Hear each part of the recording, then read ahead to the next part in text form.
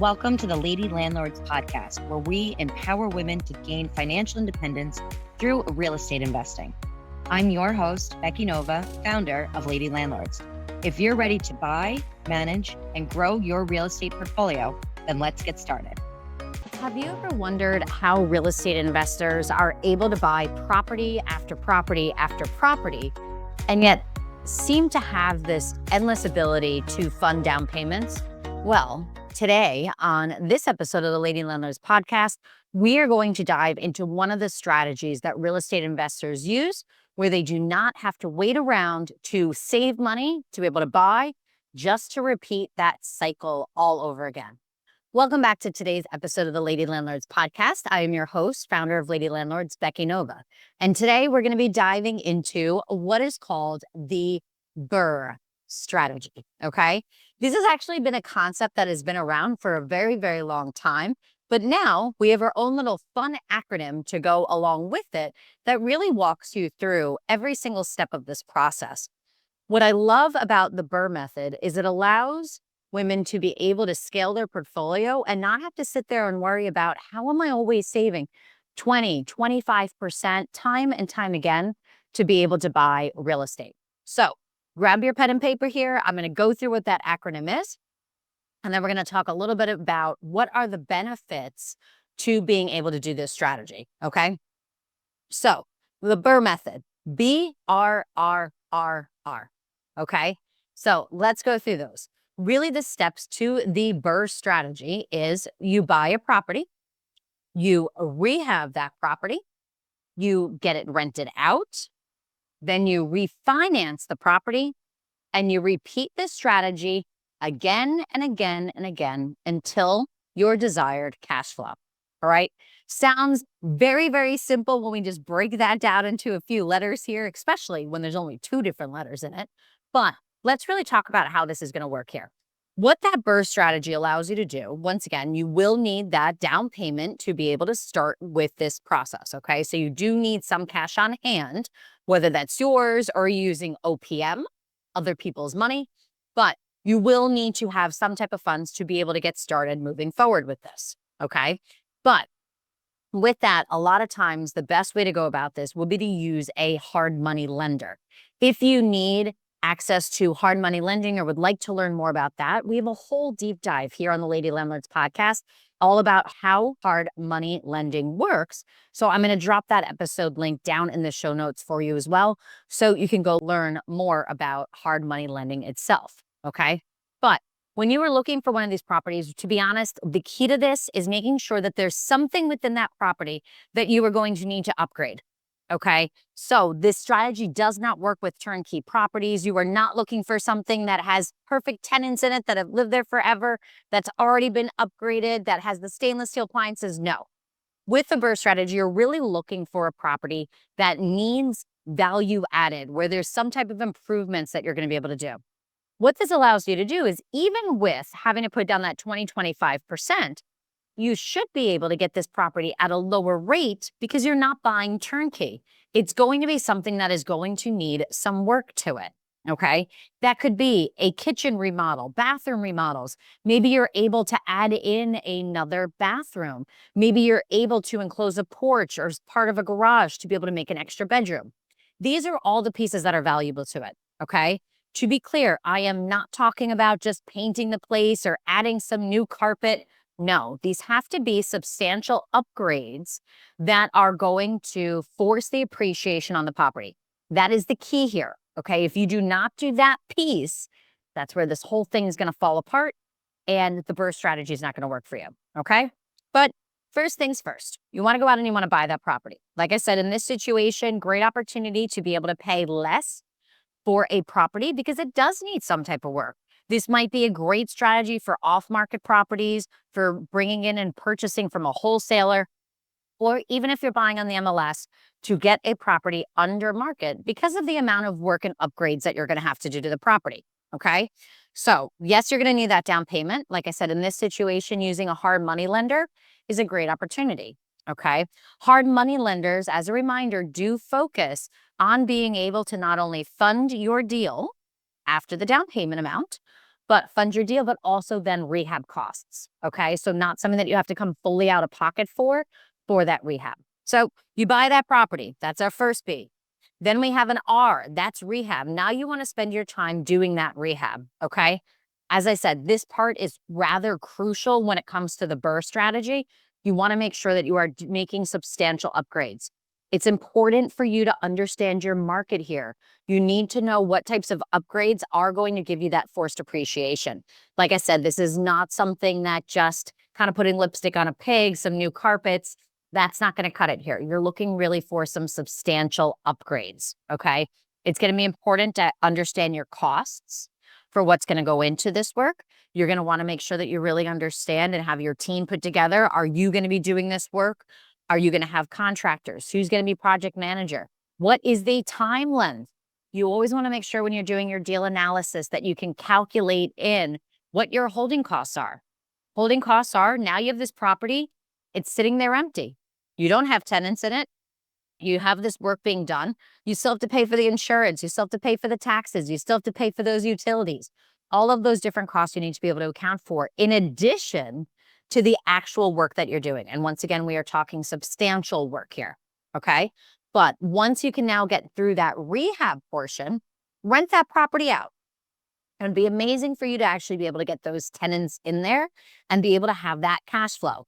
It's going to be easier to get this property to cash flow, even in a high cost of living or a competitive market, because if you purchased it right, you were able to purchase that property at that lower price point. Since you purchased it at the lower price point, there's a better chance that it will rent and actually bring in a cash flow that will cover mortgage, insurance, taxes, and give you a good profit at the end of the day. So now every single month you have that cash flow coming in, okay? Now, next step, our third R here is refinance. You took that hard money loan, for example. Hard money loans, especially when you start using hard money loans at the beginning, will have a higher interest rate if you are a beginner, okay? But even with that higher interest rate, if your numbers still work, it still makes sense to be able to do. Now that you have that property rehabbed and rented, you can go and refinance that. This is where now your refinance is going to be based on the value of what's called an ARV, after repair value. Okay, so let's say, for example, you bought a property for $100,000. You put in $50,000 in rehab. So you're up to $150,000 all in here. Okay. Then now, after you've done that rehab, that property is worth $250,000. Okay. So now you have that forced appreciation of that 100 grand. When you go to refinance, you can get rid of that high interest rate from a hard money lender. You can transfer into a different type of loan, a DSCR loan, a conventional loan, whatever it may be. But you can actually pull out part of that equity that you now added. So now that that property is worth that 250, where you were in for it for the 150, you'll be able to pull out about 75 to 85%, depending on your lender, of that forced appreciation. So 75, 85% of that $100,000 in equity now is $75 to $85,000, right? That's much more than what your original down payment was, okay? So now you're actually able to capture that back. You're able to get your down payment back in full. And once again, if you did this right, you were actually making money off of that. So in the end, you have the actual asset yourself, which you now get to keep. You have tenants in place, which you're bringing in monthly cash flow. You were able to pull back out your down payment, and you were actually able to make a profit and have some capital to then be able to either put in your pocket, or you can use that and the down payment and roll into the next property, okay? So quick way of how that BRRRR strategy works. We actually had a member of our inner circle named Angela that really executed this to her best. I have to be honest, I have never met somebody else that has just found properties and opportunities. She networked, she hustled, she was out there, she wrote down properties when she was driving around, took pictures, she was able to then follow up with those properties to see later on if she was able to purchase them, figure out who the owner was, if they were abandoned, if they were looking to sell, all those different things. She was able to get those properties through those off-market deals for rather low prices, even in her market, And then once again, went in, did that rehab. She never had to worry about where her down payment was coming from because she already had it from the last property. She was able to really rinse and repeat and use the exact same down payment time and time again, right? So if you are an investor or if you are starting off with buying your first properties and you were really worried about how do you continue to scale, if you feel like you bought that first property and just completely blew your savings on the first one and have no idea how you're going to get the second, this BRRRR strategy might actually be right for you. Here are the 5 things that I absolutely love about the BRRRR strategy. 1, there's no constant cyclical pattern of save, buy, save, buy. It gets you out of that space of needing to worry about that. You don't need to worry about where your next 20, 25% is coming from. 2, it also gives you that cash flow. I know not just myself, but so many other of our lady landlords have really been looking for financial security, financial stability, and also looking for some ways that they can increase income that can open up some of their time options. Well, having that cash flow coming in every single month from your rentals is the best way to be able to do that. Number 3, you have equity. Once again, you have to remember, even if you don't cash out right at that point in time, or if you go and you cash out just to get away from that high interest rate and hard money lending, but then you choose to move over to another loan, but maybe you don't necessarily take out all of that equity right now, that property is still continuing to grow. Even if you do take out that 75, 85,000 that I talked about in my example, years later, that property is going to continue to grow. If you bought in the right markets and you bought at the right time, you now ended up with property that has even more appreciation, more equity that you would be able to use in a variety of ways in the future. Also, this strategy helps speed up scaling. The biggest reason for that is because down payments and coming up with that 20-25%, which is still standard in our industry now in 2025, is something that really puts a lot of members on hold with being able to scale. This saves that problem. You have the ability to scale whenever you want. If you don't feel like you're going to have that money moving forward, start planning today, not just for property number 2 or for the next property, but you need to start thinking ahead. If you're building a portfolio and want to be an intentional landlord, we need to start thinking 2, 3, 4, 5 properties ahead of really where we are. And the BRRRR strategy could be just what you need if you are not sure how you're going to handle funding. Okay. Then the last reason that I absolutely love this is because you don't have to worry about being in a situation where your money is constantly tied up in a project. What do I mean by that? Let's say you went with that strategy of saving up money, then buying a property, saving up money for another couple of years, and then being able to buy property. First off, that's going to be very difficult depending on your market. I typically buy over in New York. We have a lot of members in high cost of living areas. If you're looking at houses where you have to put down $100,000, $200,000 as a minimum down payment on an investment property, this is going to take you quite some time. But let's say you still went with that strategy, okay? Well, there's going to be a certain point where now all of that money that you were able to save up is now used as a down payment on one property, right? So let's say I bought a $500,000 property. I'm over here in New York. That's a typical price for me, right? You're looking at 20% down. You're looking at $100,000 for that. So great. Save that $100,000, put that into that one property for $500,000 to buy that. I just have that 100 grand sitting over there. Now I'm going to go buy another property. Same thing. I saved up for years now. Didn't do anything. Lost out on appreciation. Lost out on cash flow. Finally saved another $100,000. Now I go want to buy another $500,000 property. Put down that $100,000 there.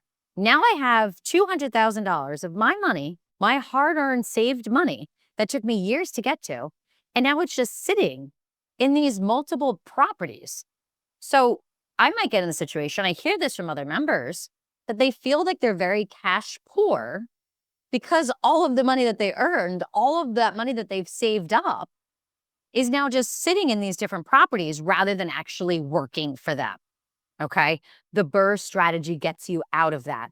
It allows you to really rinse and repeat that same down payment time and time again, where you're bringing in your cash flow every single month, and also you can pull out some monies and hopefully even make a profit when you do the BRRRR strategy correctly. So that's how BRRRR strategy works in a nutshell. If you're interested in learning more about how the BRRRR strategy and other creative financing methods work, please do make sure to put the letters CF down in the chat, down in the comments box. We are actually going to be doing a creative financing workshop in Lady Landlords coming up now in August 2025.